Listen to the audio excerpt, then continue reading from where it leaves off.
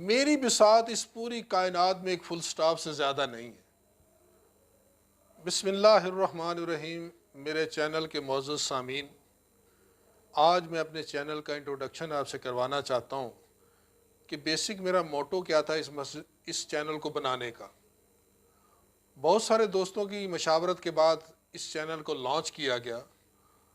اس کے پیچھے مقصد صرف اتنا ہی ہے، اصلاح معاشرہ۔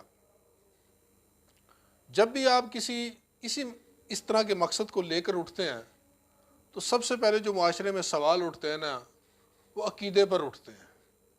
آج میں اسے بھی واضح کرنا چاہتا ہوں کہ معزز سامعین، لوگوں سے وہ سوال کیا کرو جو انسانوں کے کرنے والے ہوتے ہیں۔ میری آپ سے گزارش ہے، جو خدا کے پوچھنے والے سوال ہیں وہ آپ نہ کیا کرو۔ مثلا تمہارا مذہب کیا ہے؟ تم نے عبادت کی ہے؟ تم نے روزہ رکھا ہے؟ تم زکوٰۃ دیتے ہو؟ صدقہ خیرات کرتے ہو کہ نہیں کرتے؟ یہ خالق کائنات کے سوال ہیں جو انسانوں سے کرنے ہیں۔ اس نے انسانوں کے پوچھنے والے سوال کیا ہیں؟ آپ اپنے بھائیوں سے کس طرح خطاب کریں گے؟ ان سے پوچھیں گے، میرے بھائی تجھے کوئی پریشانی تو نہیں ہے؟ یار تو بھوکا تو نہیں ہے؟ تمہیں کچھ چاہیے تو نہیں؟ یار آپ کا گزر بسر کیسے ہوتا ہے؟ یہ تھا مقصد جو ہے نا جی، انسانیت کا اور اسلام کا۔ اگر آپ میرے بارے میں پوچھتے ہیں تو میں تو اپنا تعارف اس انداز سے کراتا ہوتا ہوں کہ میرا خالق، میرا رازق، میرا مالک اللہ ہے۔ نبی و آخر الزمان محمد رسول اللہ صلی اللہ علیہ وآلہ وسلم میرے امام ہیں۔ قرآن میرا رہبر ہے، اور میں اپنی عقل کو اس وحی الہی کے تابع رکھتا ہوں، اس سے رہنمائی لیتا ہوں۔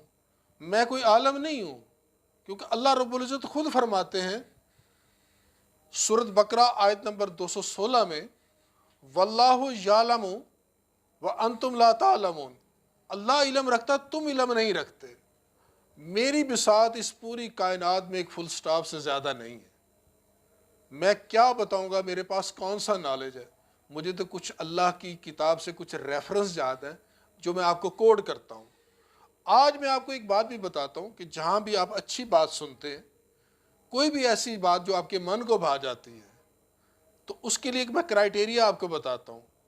یار ہماری جو تفریق اور تفرقے اور آپس میں مل بیٹھ کے بڑھنے کا نہ بننے کا مقصد جو ہے نا، جو میرے سمجھ میں آیا، ہم نے اپنی ہر بات کو سند جو ہے نا اپنے اکابرین اور اپنے علماء کو دے دیا۔ اس لیے ہم ایک مسلک دوسرے مسلک کے ساتھ نہیں مل رہا ہوتا۔ پوری دنیا میں 206 ملک ہیں اور 4200 مذاہب موجود ہیں۔ کہاں کہاں اپنے آپ کو سچا ثابت کرو گے؟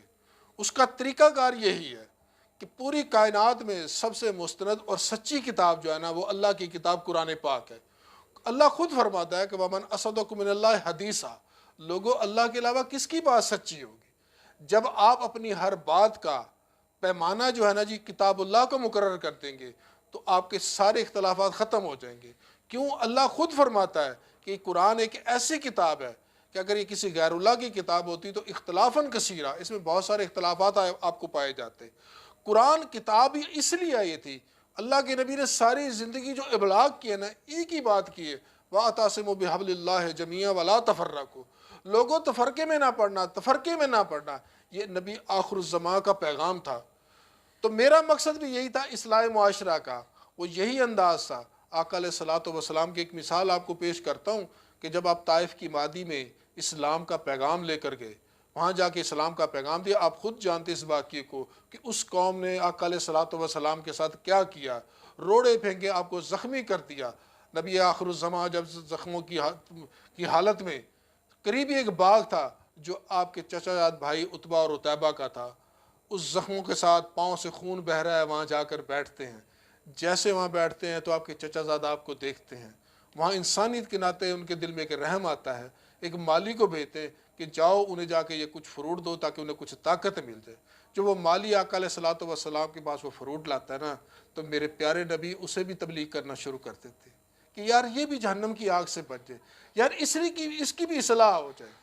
تو لہٰذا وہ انبیاء والا کام ہم تو نہیں کر سکتے، ہم ان کی قدموں کی خاک کے برابر بھی نہیں ہیں، لیکن ان کا ایک چھوٹا سا کام، ایک چھوٹا سا مشن جو اصلاح معاشرہ کا انہوں نے کیا تھا، انہیں بھی آج ہم لے کر چلے ہیں۔ تو لہذا میری آپ لوگوں سے گزارش ہے، ایک چھوٹی سی نظم آپ کو پیش کرتا ہوں اور اپنی بات ختم کرتا ہوں، کہ اپنی خاطر جو جیے مر گئے گمنام رہے، وقت کے زیر رہے سید تہدام رہے۔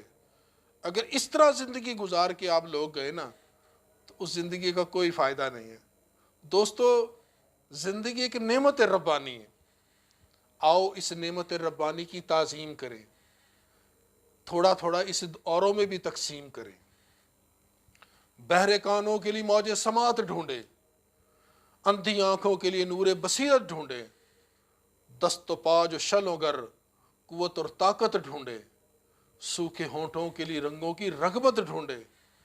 اے خدا، جذبہ ایثار عطا کر ہم کو، جو ہے گفتار وہ کردار بھی عطا کر ہم کو، وسعت ظرف عطا کر ہم کو، جئیں تو سب کے لیے، روئیں تو سب کے لیے، ہنسیں تو سب کے لیے۔ انہی الفاظ کے ساتھ آپ سے اجازت چاہوں گا۔ میری اس بات کو، میرے اس مقصد کو، اس چینل کو، اگر میری باتیں آپ کو اچھی لگتی ہیں، اسے سبسکرائب بھی کریے، شیئر بھی کیجیے۔ ایک تبلیغ، ایک عمل جو میں نے جاری کیا ہے، میرے معاون بن جائیے، میرے مددگار بن جائیے۔